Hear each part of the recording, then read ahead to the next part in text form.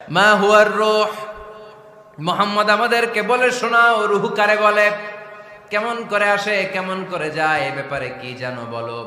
2 number প্রশ্ন, মানহুম আসহাবুল কাহাফ, আসহাবে কাহাফ সম্পর্কে কি জানো।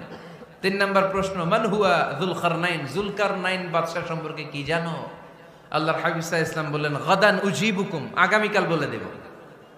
কি বললেন? সবাই বলেন উত্তরে কি বললেন? আগামীকাল বলে দেব। তো আগামীকাল সবাই এসে হাজির। বলো, 3টা প্রশ্ন রেখেছিলাম গতকাল, উত্তর বলো। আল্লাহর হাবিব সাল্লাল্লাহু আলাইহি ওয়াসাল্লাম বলতে পারলেন না, কারণ ওহী আসেনি। তিনি ছিলেন ওহী নির্ভর, ডিপেন্ডেন্ট অন ওয়াহি, dependent on revelation, guided by the ওয়াহি। তিনি এর পরের দিনে বললেন গাদান উজিবুকুম, আগামীকাল বলবো। এর পরের দিনে এরা এসে হাজির, উত্তর নাই। আল্লাহর হাবিব সাল্লাল্লাহু আলাইহি ওয়াসাল্লাম আবারও বললেন গাদান উজিবুকুম।